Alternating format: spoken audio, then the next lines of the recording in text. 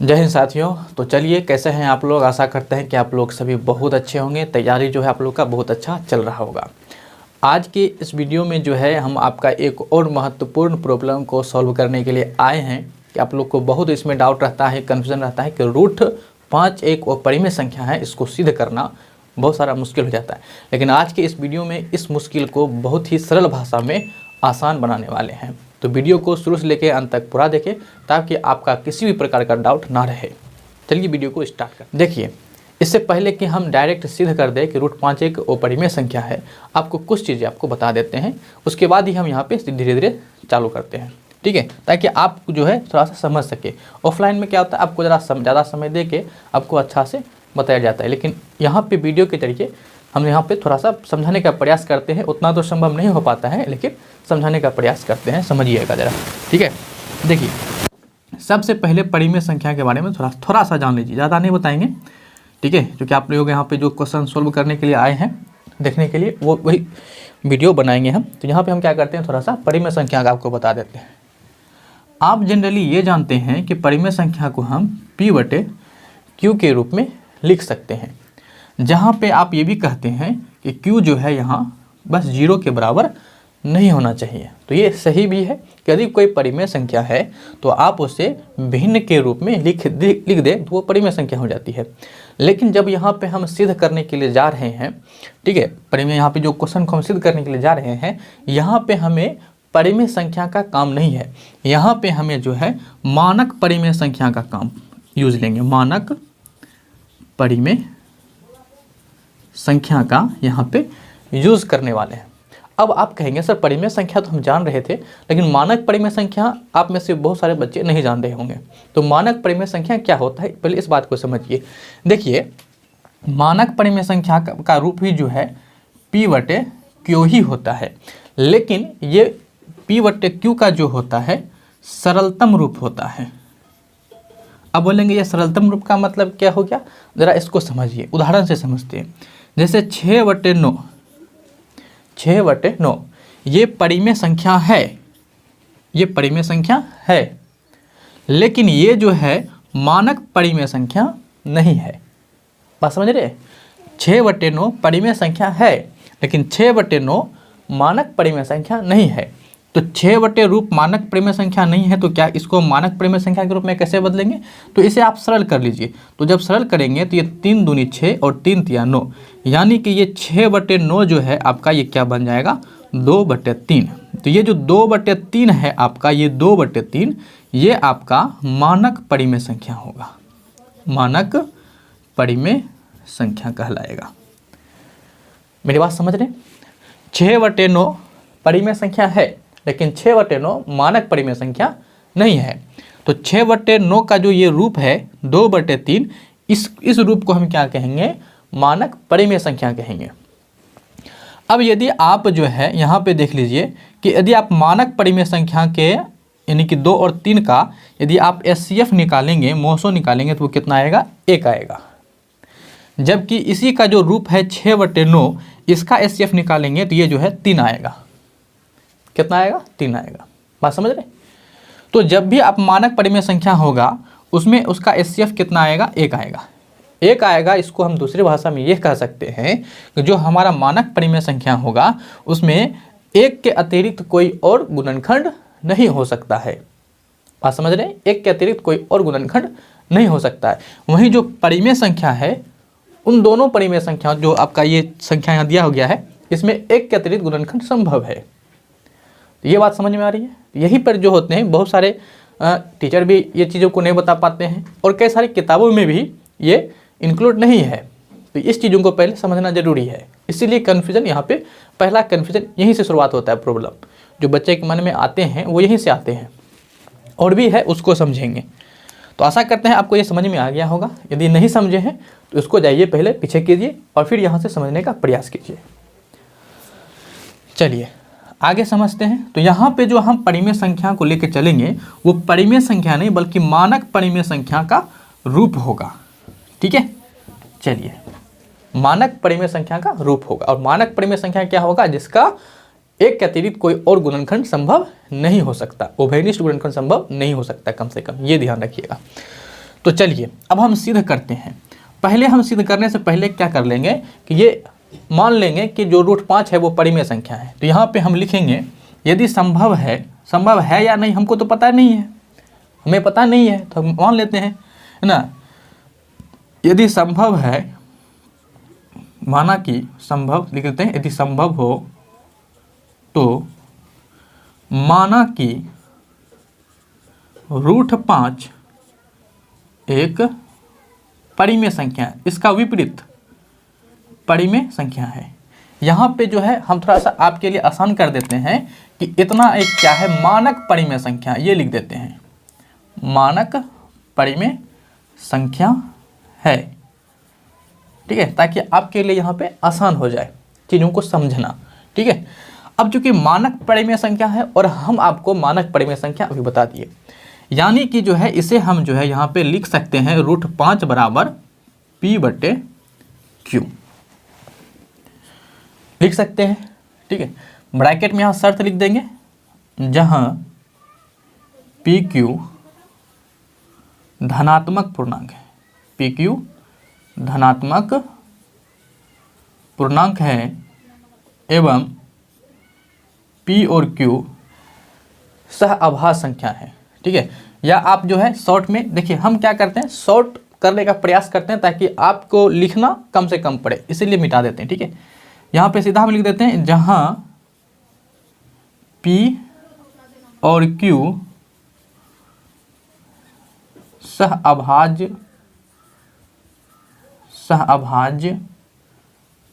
संख्या है और Q नॉट इक्वल टू 0। बात समझ में आ गया, ये हो गया हमारे पास है। अब यहाँ से समझना शुरू कीजिए। अब रूट 5 है, रूट क्या है 5 है, इसको जब आप इस तरह से गुना करेंगे तो ये हमारे पास क्या आ जाएगा, P बराबर Q रूट 5 आ जाएगा। अब यहाँ क्या करते हैं हम स्क्वायर करते हैं, दोनों तरफ वर्ग करने पर, दोनों ओर वर्ग यानी कि स्क्वायर करने पर क्या हो जाएगा, ये हो जाएगा P स्क्वायर और ये हो जाएगा Q स्क्वायर 5, यानी कि 5Q स्क्वायर, इसको लिख सकते हैं 5Q स्क्वायर हो जाएगा। ये हो गया हमारे पास समीकरण 1। अब यहाँ भी ज़रा समझने की बात है, ज़रा यहाँ भी समझिएगा। देखिए अब यहाँ जो है जो 5Q स्क्वायर है, इस संख्या को, संख्या मतलब जो 5 है, इस संख्या को जब बराबर के इस तरफ लाएंगे तो ये क्या हो जाएगा, P स्क्वायर बटे 5 हो जाएगा और इधर बचेगा Q स्क्वायर बचेगा। अब यहाँ समझिएगा, इसका मतलब क्या हो गया, 5 से 5 क्या कर रहा है, P स्क्वायर को विभाजित कर रहा है, ठीक है। तो हम यहाँ पे यही चीज़ें लिख देंगे, यहीं तक मानेंगे, लेकिन यहाँ लिखेंगे यहाँ 5P स्क्वायर को विभाजित करता है, ठीक है। इसलिए 5P को भी विभाजित करेगा। अब इसका क्या मतलब है, करेगा, इसका क्या मतलब है, 5 जो है P स्क्वायर को विभाजित कर रहा है, इसलिए 5P को भी करेगा। ज़रा इस बात को भी समझिए, है ना, समझिए, समझिएगा। इसको एक उदाहरण के द्वारा समझते हैं।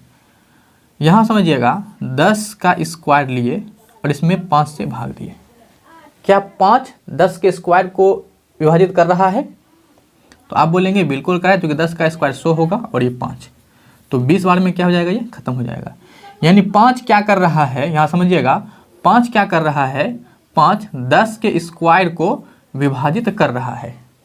तो क्या स्क्वायर हटा दें यानी सिर्फ 10 रखें तो क्या 5 जो है सिर्फ 10 को विभाजित करेगा या नहीं करेगा, आप बोलेंगे ये भी कर रहा है, यानी कि 5 जो है 10 को भी विभाजित कर रहा है। वही चीज़ हम यहाँ लिखें, 5 यदि P स्क्वायर को विभाजित कर रहा है तो 5 क्या करेगा, स्क्वायर हटा देंगे तो भी उसको विभाजित करेगा।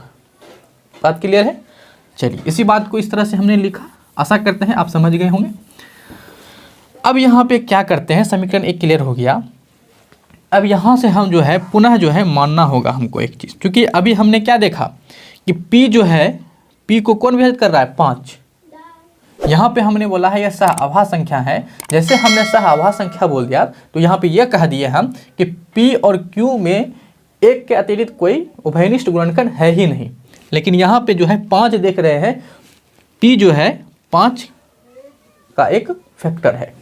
अब यहाँ देखें क्या 5 जो है Q को विभाजित कर रहा है या नहीं कर रहा है। यदि कर देगा तो दोनों में उभयनिष्ठ मिल जाएगा, तो ये माना हुआ हमारा गलत हो जाएगा। ठीक है, समझिएगा जरा बात को, आगे समझिए। नहीं समझ में आ रहा तो आगे समझिए। हम पहले क्या कर लेते हैं, समीकरण 1 के अकॉर्डिंग P का काम हो गया तो हम यहाँ पे क्या कर लेते हैं, P बराबर यहाँ पे हम कुछ और मान लेते हैं 5K। पुनः P बराबर 5K माना। समीकरण 1 से क्या हो जाएगा, समीकरण 1 P² है तो P की जगह पे क्या रखेंगे हम, 5K का स्क्वायर। दिख रहा है आपको, चलिए दिख रहा है, ऊपर ले लेंगे अभी, 5K² हो जाएगा। अब बराबर का ये हो जाएगा हमारे पास ये 5। एक सेकेंड, इसको ऊपर ही ले लेते हैं, ठीक है, यहाँ ले लेते हैं, इस तरह साइड आपको दिख रहा है। चलिए समीकरण 1 में, समीकरण 1 में चलते हैं। क्या है आपके पास, P² बराबर 5Q²। तो P, चलो एक बार लिख लेते हैं, P² बराबर 5Q² है। तो यहाँ पे हम क्या लिख सकते हैं, P की जगह हमने क्या माना है, 5K। तो P की जगह पे 5K और इसका क्या हो जाएगा, स्क्वायर, और इधर तो हमारे पास 5Q² हो जाएगा। तो ये हो जाएगा हमारे पास, क्या समझ जाएगा इसको, 25K² बराबर 5Q²। अब इससे जो है आप इसको काट सकते हैं, ये क्या हो जाएगा, 5K² बराबर Q²। अब यहाँ संख्या है, संख्या यहाँ पे, इसको समीकरण 2 मान लेते हैं। ठीक है, इसको समीकरण 2 मान लिए। अब समझिएगा, सेम टू सेम ऐसा ही बात है। यहाँ 5 को जब आप इधर करेंगे तो यहाँ पे क्या बचेगा, K² बराबर Q² बटे 5। तो यहाँ क्या देख रहे हैं आप, 5 जो है, 5 Q² को विभाजित कर रहा है, तो 5 क्या करेगा, इसको हटा दीजिए तो Q को भी करेगा। यही चीज़ें लिखना है, ठीक है, यही चीज़ें क्या करना है, लिखना है। तो यहाँ लिख देते हैं, यहाँ क्या कर रहा है, इस चीज़ को मिटाते हैं। आप नीचे वाला लाइन भी लिख सकते हैं, कोई दिक्कत वाली बात नहीं है। ठीक है, यहाँ 5 Q² को विभाजित करता है या कर रहा है, इसलिए 5 Q को भी विभाजित करेगा। ठीक है, ये समझ में आ गया। देखिए इसका भी एक थ्योरम है, लेकिन वो थ्योरम जो है क्लास में बताते हैं। अब यहाँ पे आपको तो थ्योरम का कोई मतलब है नहीं, इंपॉर्टेंट है नहीं। तो यहाँ पे समझ में आ गया सारी बातें। चलिए अब समीकरण 1 और समीकरण 2 को जरा आराम से शांति दिमाग से समझिए।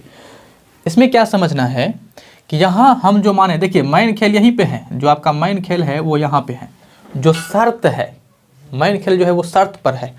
शर्त क्या है कि इतना एक मानक परिमेय संख्या है और P Q सहआभास संख्या है, यानी कि P और Q में एक के अतिरिक्त कोई और उभयनिष्ठ गुणनखंड नहीं आ सकता, जैसे हमने सहआभास संख्या लिख दिया।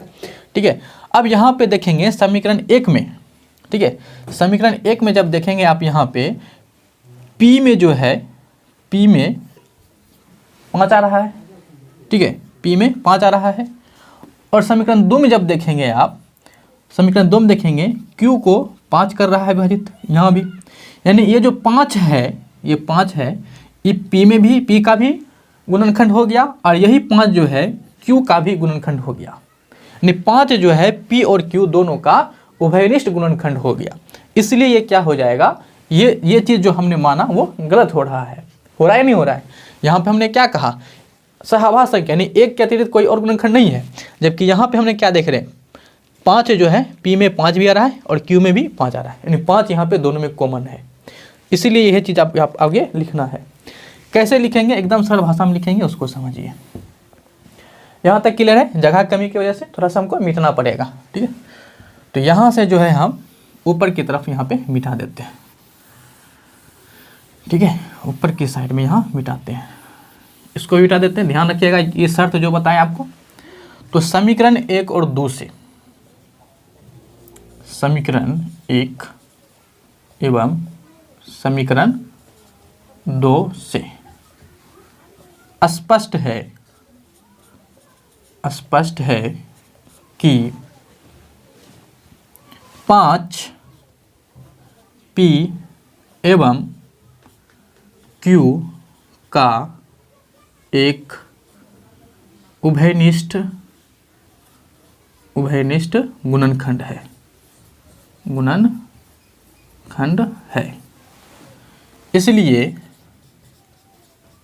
इसलिए हमारा मानना यह गलत साबित होता है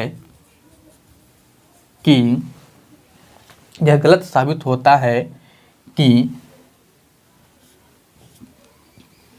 क्या होता है कि P और Q दोनों में एक के अतिरिक्त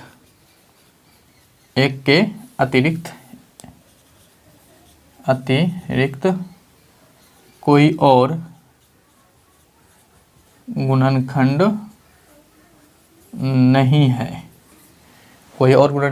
नहीं है, ठीक है।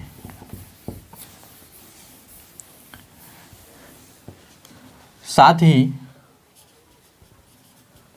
ही यह भी गलत साबित होता है,